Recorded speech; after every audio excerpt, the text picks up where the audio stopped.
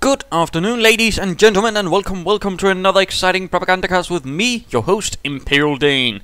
And today I have for you a 1 vs 1 on Beaux Lowlands. Yes, indeed, it shall be a wonderful trip down memory lane and down the river of Semois. Possibly also over the bridge, not under the bridge. So of course you might already be figuring this, of course, is the 1 vs 1, as I already told you. Yes, indeed, I'm sort of trying to get on track mentally to sort of prepare myself for the cast. Yes, indeed, and of course Semois does feature that river sort of dividing the map in one way, while the road and the bridge sort of divides the map in a sort of different way, and this sort of creates two natural front lines for whoever decides to use them. Of course, some might not, some might decide they want to be fresh, they want to be rogue, they want to create a third front line, and then it usually fails because they then sort of misunderstand how the map works. The map sort of works, and you have to sort of figure out which point do you want to defend, how do you want to defend them, and so on. That's what you usually call strategy. Tactics is sort of then smaller tricks to sort of implementing that, but basically the strategy is to sort of figure out, do you want to hold this point, 2 points, or do you want to hold these 2 points? Do you want to hold alongside the river, or do you want to hold alongside the road?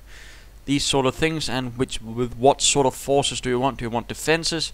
Do you want a mobile force that can sort of rush from point to point? Do you want a sort of thing in between? Or do you just sort of don't really give a care? That's sort of the things, again, keep in mind. And what is one of the reasons why I rather like Beaux Lowlands. It's got a rather lot of possibilities in the map, sort of things you can do, how you want to achieve it, and it sort of also requires a bit more sort of mentally and sort of approaching it. Fighting on this map shall be in the southern corner. It shall be AirReloaded. Yes, indeed. The AirReloaded, also I believe known as Tommy Gaga. Yes, indeed, he apparently decided to join a clan, though not the clan. So here he is, ready to lead the 28th Infantry Division towards victory for Uncle Sam, the Allies, and Eisenhower. And who shall be opposing him in the northern corner? It shall be Magin2, not Magin1 or Magin3, but Magin2. Here with his pioneers, his Reich headquarters, ready to lead the fight for the 352nd Grenadier Division. No, wait, no, that's wrong. 17th SS. Yes, I believe they suit a bit more for this. And whatever shall they have in mind, I cannot say. But I can, but that would be ruining the fun, the surprise, the hilarity. Well, not hilarity, I suppose. Again, my bad. But looks like Mr. AirReloaded is not reloading air right away. No, he is instead sending his engineers run on a swift route. In fact, looks like he's going for a 3 engineer start. That's a bit more unusual. And by unusual, I certainly mean unusual, setting up a barracks right away. Engineer team number 2 getting ready. Of number 3. Wehrmacht quads going up no further. Pioneers from Magin2 for the 17th SS goods from Berlichingen. Engineers getting ready. The 17th SS being a panzergrenadier division, which despite being an SS division was actually rather lacking in a lot of things. Vehicles, it was supposed to have panzers, it got Stuks, it was supposed to have Jagdpanzer 4, it got Marder Fries, it was supposed to have a lot of NCOs and officers, it didn't quite have a lot, it was supposed to be cooperative. Apparently the artillery section was rather fond of playing their own game. Although I need to read more up on that. But Force Grenadiers arriving on the field could certainly be there to represent the much more newer troops for the 17th SS, which actually got a whole bunch of new recruits just before things went loose in Normandy. So they barely managed to get any training, although then again they probably would have received some.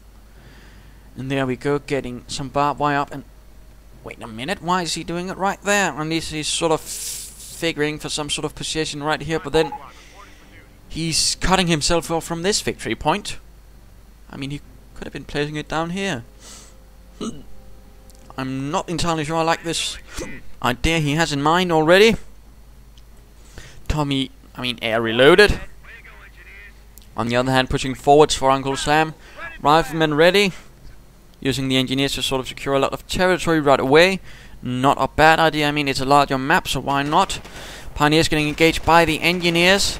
MG42 arriving, and what will the strategy be for Magin2? Although we can already sort of figure it's not going to involve the center, rather oddly enough. Engineers and Pioneers fighting it off. Volksgrenadiers and MG42 marching towards here, while the Engineers continue the march in the west, while American Riflemen and Engineers sort of secure the center and east. But still, why did he do that? Engineers running away, not wanting to face the whole MG42 Volksgrenadier combo. Engineers setting up in the old empty barn, thus making it a lot less old and empty. Well, less empty. It's not something like it's going to get rejuvenated. But third of the Riflemen arrive on the field, heading towards the center, right at the Volksgrenadiers. Volksgrenadiers head into cover, but the Riflemen are also quite able to see some heavy cover nearby. But no, they are ignoring it. Why, AirReloaded, are you ignoring the heavy cover? Perhaps wanting to stop these Pioneers who are forced away once one pops down into the dirt. MG42 opens up, but doesn't quite achieve anything, and some Engineers are sneaking through here, securing victory points for Uncle Sam, for Eisenhower, for the Allies, for freedom, for apple pie. Never tasted apple pie, and I'm rather keen on not doing so. I've never liked apple once it's been processed. And Engineers with flamethrowers on the way. Wehrmacht effort has already sort of fallen apart a bit, but it looks like he's going to wire off this area a bit more. He really seems sort of focused on this spot, this area, I figure. Perhaps he's sort of wanting to create a force here, but I can't really help but feel there's sort of a flaw in this, and that flaw more specifically, he's giving up most of the map to his opponent, Mr. AirReloaded. He's giving up this central victory point. He's also leaving himself with a rather exposed bit right there in case Mr. AirReloaded decides to run in some armored vehicles. Plus, all it takes is one engineer to cut this wire here, and he suddenly has to worry about getting flanked there. Further MG42s arriving. Volksgrenadiers now securing this area, laying down more barbed wire, thus doing their best to deny the opponent, Mr. AirReloaded, any sort of cover, which is not a bad idea. Flamethrower Pioneers engaging the Engineers. Who shall win? Probably the Pioneers, since they do have the flamethrower. Losing a point out there. Further Riflemen arriving from Mr. AirReloaded. Flamethrowers for some of his Engineers, who continue to seize everything else. And currently he actually holds most of the map. Things not looking too good for Magin2 already. I mean, he does seem to have a strategy, but I'm not entirely sure it's actually going to work out for him. Territory Since sector being it's captured. rather leaving him a bit crippled, and I'm curious as to what he's actually hoping to achieve, since his opponent will still be holding most of the map.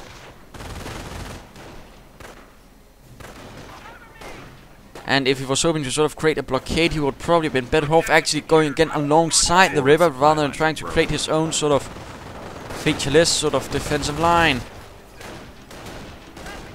Rifleman getting gunned down, having run straight into the line of fire of the MG42.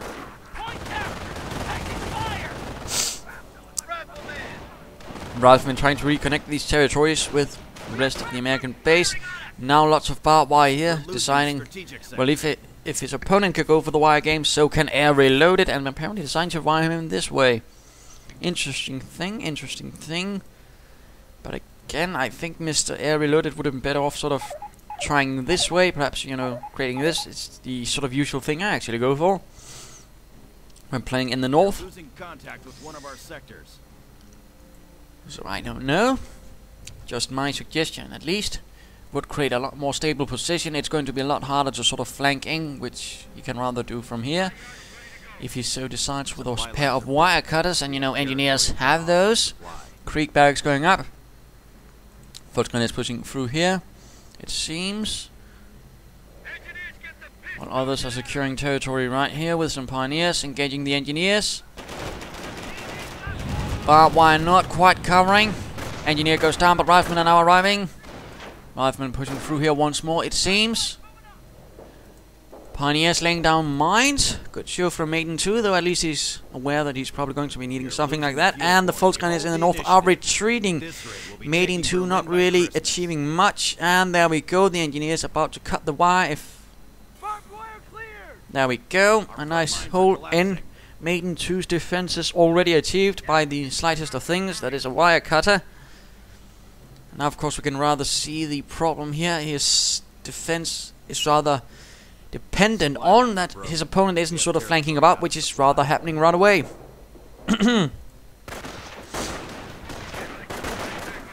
At the same time, he can't really reach from his base, and that's rather problem number 2. Not only is his force getting flanked, but he can't really resupply the force already there and send in sort of help. Supply lines are broken. We have territory cut off from supply. And now the Americans are basically just going to be cutting off all this territory here from his base. Again, that's rather the problem with this sort of approach, rather than, for example, going through here and again establishing the lines along the river.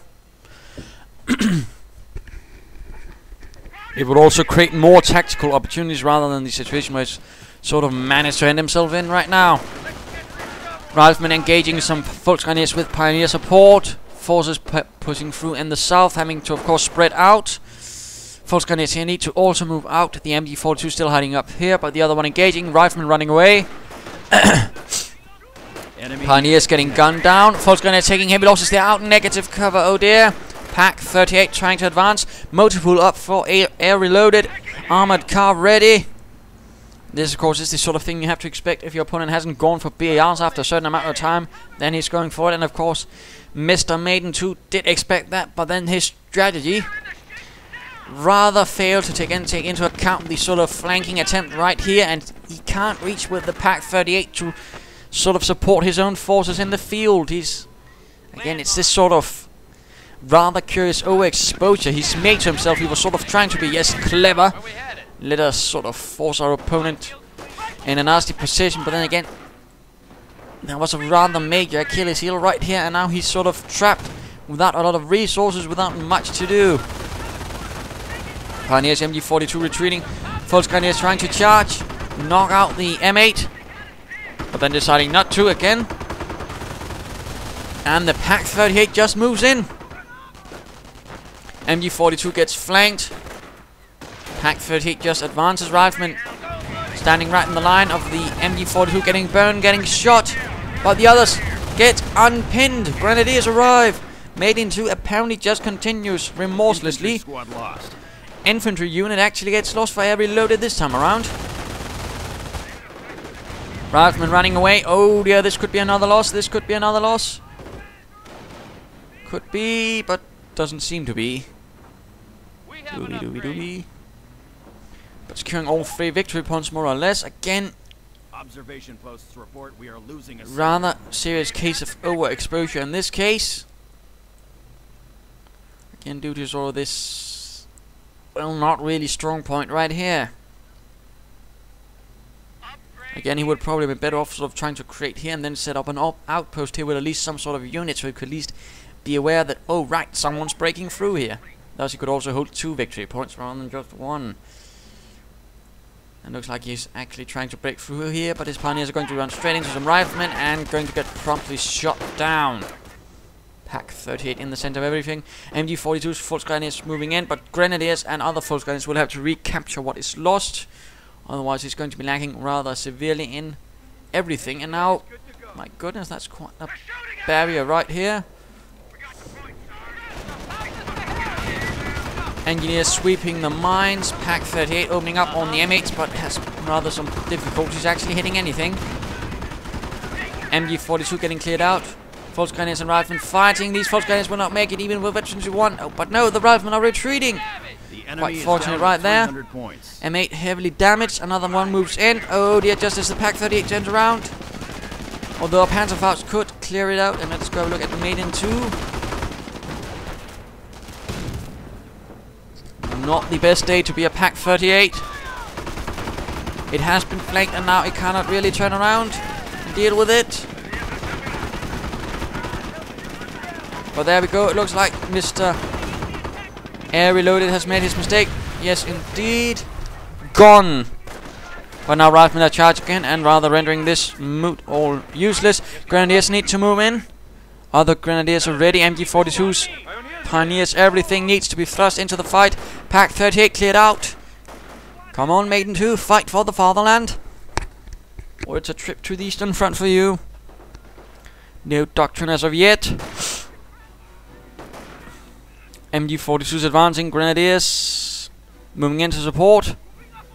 Looks like they have some plans right here in the east. But not looking well at all. In particular with that Pack 38 lacking, and now the Americans are stealing it. Damn Yankees. And thus denying Mr. Magin2 his own anti-tank assets, which is certainly not a bad idea.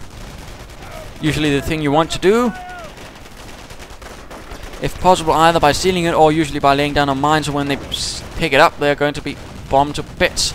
And looks like these engineers will not make it out of there alive. Quite unfortunate, but riflemen are counter-attacking from all sides. M8 in need of repairs, but then again there's nothing really there to threaten it, since, well, there's no Pack 38. Grenadiers advancing against these riflemen, and now the M8 moves in from the flank. Ach du lieber. Another Pack 38 getting produced. MG42 knocked out. Again, as we might have sort of noticed, this sort of strategy right here is clearly failing Magin2 rather severely. Again, there was a weak spot. AirReloaded found it, and then he exploited it ruthlessly, and, well, it was a rather weak spot indeed. Pioneer's trying to break through here, and these force cut through the wire, but he should have been doing that a lot earlier. He should have been sort of trying to go for this approach, or perhaps something like this, but not like this.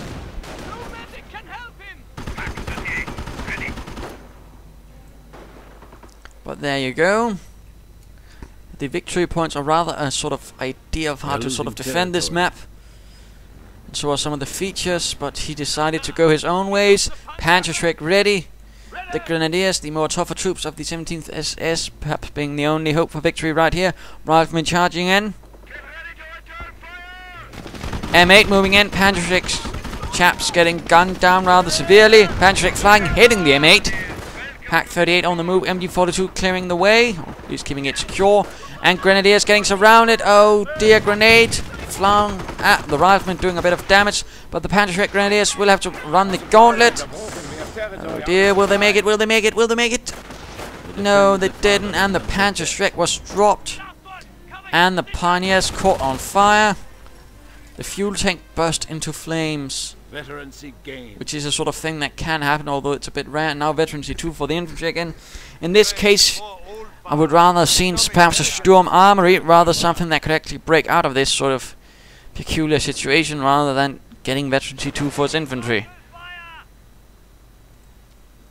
Munitions point being secured, although it seems a bit late to be going that way now. But Magin2 pushes onwards nonetheless. AirReloaded, being a rather sneaky bugger, sending in his flamethrower engineers to put a stop to those Pioneers. Pack 38 advancing once more, not entirely sure why he does it like that. In front of his infantry rather than behind it. Riflemen charging, BARs ready, but Veterancy 2 Force Grenadiers are ready there as well. Gunning down the riflemen, in fact. Oh dear, these riflemen might not make it home. Well, lost. Other riflemen in the west. Engineers just being annoying and securing this point. Oh dear, the Panzergrenadier has not been picked up yet, but now the riflemen are ignoring it. Ignoring it?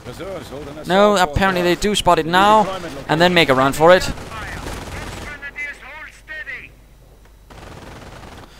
And pushing through here in the east to ensure that this will stay American. Hooray, huzzah. And I do believe it's time for the mid-game analysis, although a bit late, and yes, we can rather figure out what this sort of way is going. I mean, Magin2, it was bold, it was different, but it had a rather severe flaw. Again, it was sort of this spot here, barbed wire, nothing to secure it. I mean, a better choice would have been right here, perhaps creating a more continuous line along this point, or perhaps along this point. But sadly, he figured for this, and of course he rather left him open there, so when Tom AirReloaded sort of charged in, he could effectively split the forces in two, secure this point, thus also cutting the territories in two, and of course also deny reinforcement from this base to anything up here. A series of rather severe flaws, and Magin2 continues to try to sort of push forward, but doesn't happen with quite enough cohesion, and you probably should have been quicker to sort of shift sides towards here rather than continuing to just throw his troops in here and constantly getting them killed. I mean, he's sort of just running his head into a wall, and AirReloaded is more than happy to let him continue doing that. And he's setting up a medic station, but that probably ought to be closer to the front lines rather than in the middle of his own base. I doubt anyone's going to be killed there right away. But he has gone blitzkrieg, so something might be coming up. Some stormtroopers, perhaps a Stu 42. But really, AirReloaded currently really holds the advantage, and he's probably not going to let it go. And Magin2 really seems unable to secure an advantage, but let's try and see what happens. Stu 42 indeed gets called onto the field. Assault gun with a howitzer mounted. Granted, there wasn't a Stu 42 variant for the Stuk 4. It was only for the Stuk 3. And that Pak 38 could prove to be quite the problem, plus those riflemen with a panzergrenadier. Wherever they are. There. Infantry losses everywhere. Pioneers retreating right through all of these mines and getting lost. Quite a bit of firepower there. Stu 42 advancing, hitting the bocage. Quite unfortunate. Grenadiers finding themselves outgunned, but the riflemen getting suppressed. Stu 42 just keeps blasting away at the bocage. Grenadiers slightly pulling back. German forces here need to pull forward and secure their brethren's flanks. Pak 38 opens up on the Stu 42. Stu 42 a bit surprised that his own guns will fire at it, but then again it's not their own anymore.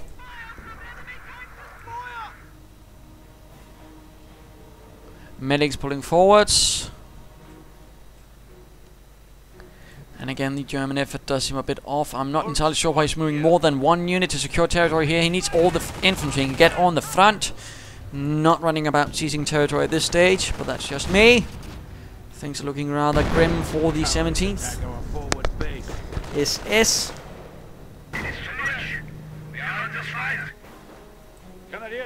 Grenadiers getting reinforced.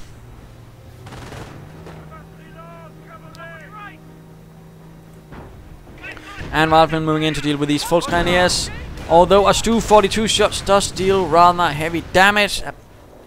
Apparently it flies right through the trees. My goodness.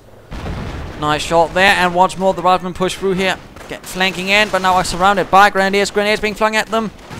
Doing a bit of damage. The rest, oh dear, taking quite some losses. And the M8 now moving in to deal with these Volksgrenadiers, causing the Volksgrenadiers to make a rather hasty run for it.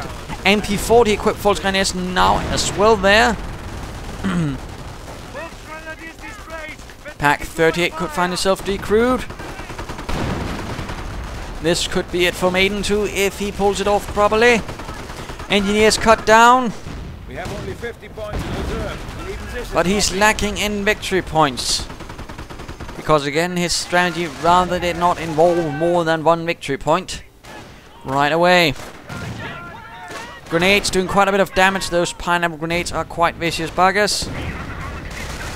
Oh, that is not to say that the steel granate couldn't be more dangerous, but that required a bit of an upgrade in a sort of fragment sleeve. Bit of a curious way to do it. Sandbags going down there to sort of protect and securing the point, but again, don't lay down points. And oh dear, grenades getting locked and they're clumped up. Oh, things not looking too good. Volksgrenadiers getting burned alive. And Grenadiers getting slaughtered. Not looking good at all for Magin2. And the Stu 42 was nowhere seen to actually support them in the center. That was quite tragic.